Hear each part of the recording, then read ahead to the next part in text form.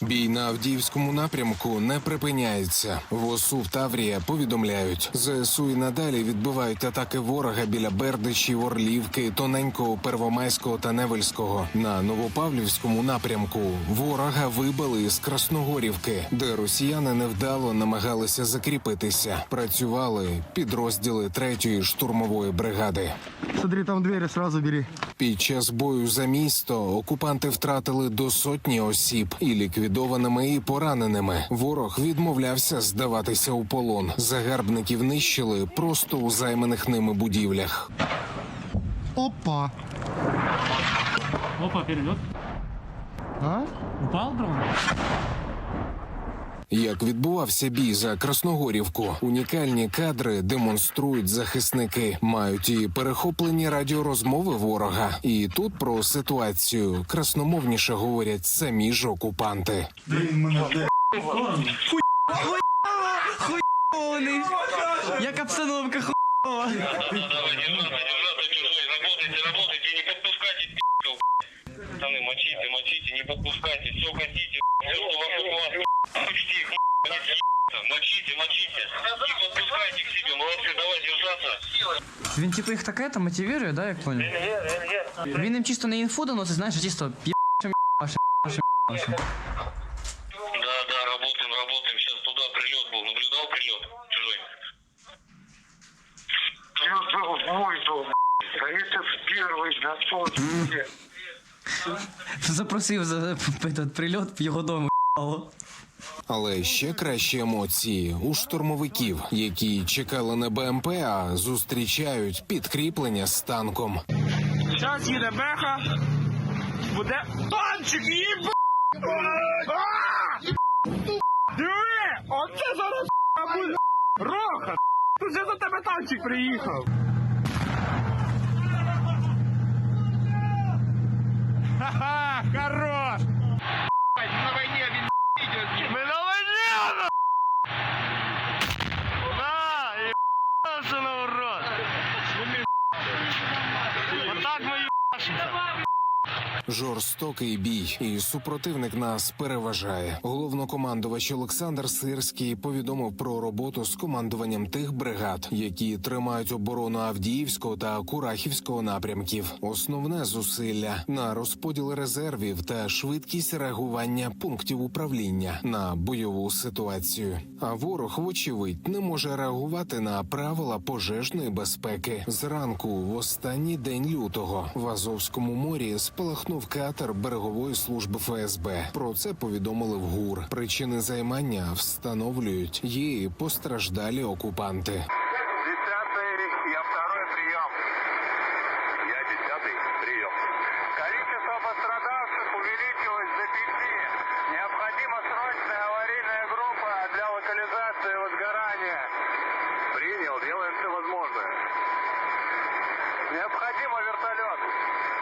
Можливо, гвинтокрилий долетів до палаючих росіян. А от хто точно запалав і вже нікуди не полетить, то це одразу 3 літаки-бомбардувальники Су-34. Усі були збиті у четвер зранку на східному напрямку. І це вже 13 російських літаків, які Сили оборони збили впродовж лютого. Включно за 50 літаком далекої радіолокаційної розвідки, який збили над Краснодарським краєм Росії. І результати цих операцій повітряних сил та ГУР уже відчули на передовій. Немає використання авіації зараз в тому об'ємі, якому раніше ворог собі дозволяв, в тому числі з бомбардуванням позицій в Кринках. Маємо певний паузу, таку певний проміжок часу, коли керовані авіабомби в одному екземплярі протягом 4 діб була спрямована по правому берегу.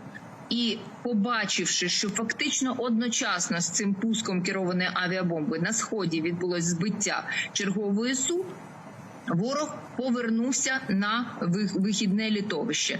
Збиваються вони доволі таки далеко, не будемо казати точну відстань, але далеченько. Тобто російські пілоти вже не так нахабніють, не так підлітають близько. Російським пілотам, щоб бити далі цими бомбами, треба ризикувати.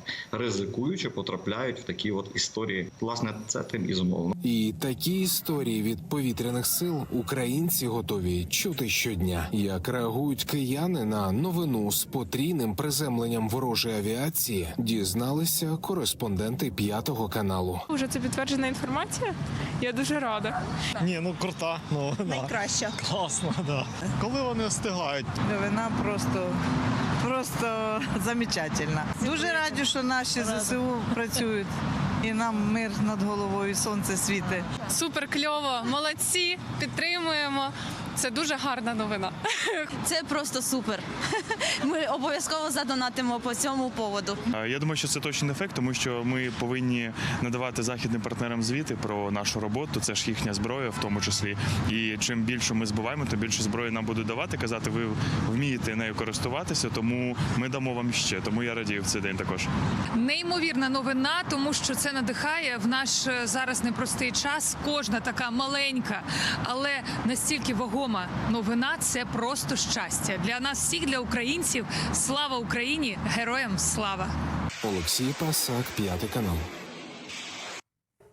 Офіційно група воїнів 73-го морського центру спеціальних операцій героїчно загинули в зіткненні з російськими окупантами. Про це повідомили у командуванні ССО.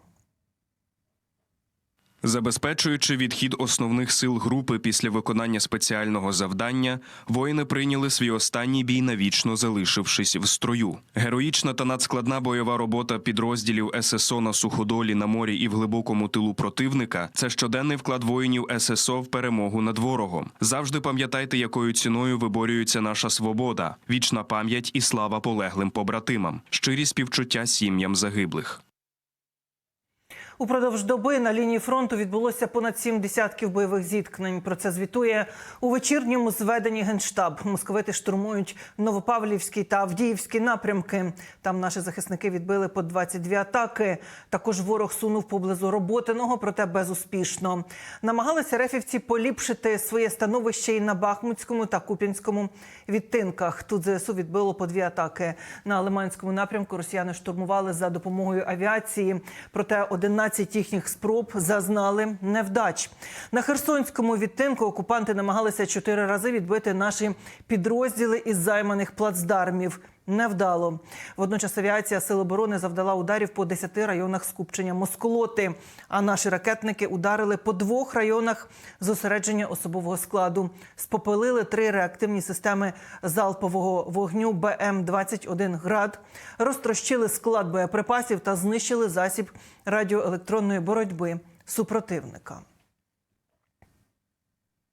Її називають вбивцею танків. Бойова машина піхоти, яка витримує підрив на протитанкових мінах і рятує життя екіпажу. Все це про американську БМП М2 «Бредлі». Більше про цю потужну техніку дивімося далі в матеріалі наших колег із військового телебачення. Немає такого бажання залишити і собі, і там, наприклад, приїхати на зустріч випускників?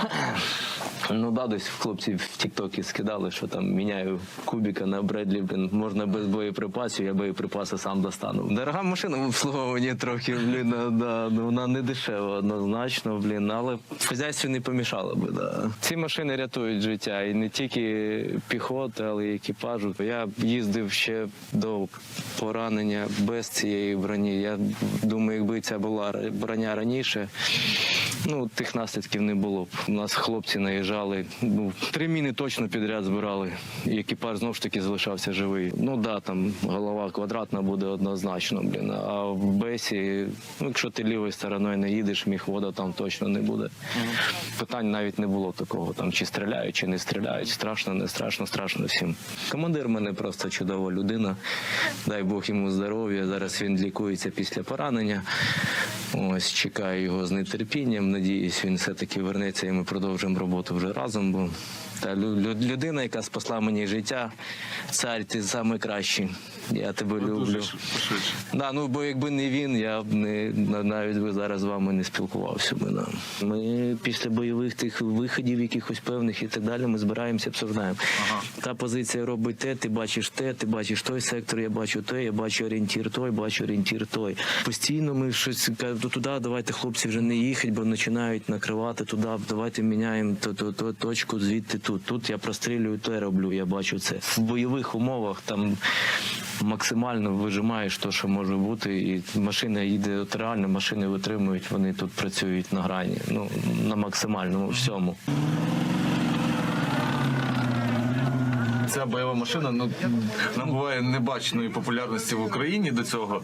І як думаєш, після війни будуть випадки, коли будуть називати дітей своїх Бредлі? Це звучало б трохи дивно, але я не здивуюся, якщо так буде. Можливо, якісь машини власні будуть називати автомобілі Бредлі.